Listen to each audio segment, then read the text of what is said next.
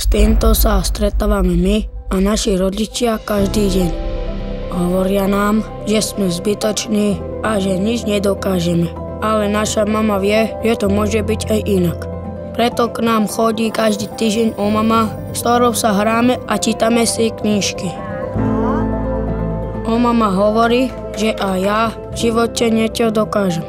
Je aj na nás, v akom svete budú tieto deti vyrastať. Dajme im šancu využiť svoj potenciál. Len vtedy bude naša spoločnosť lepšia pre všetkých. Podporte prácu OMAM. Váš pravidelný dar má silu zmeniť ich život.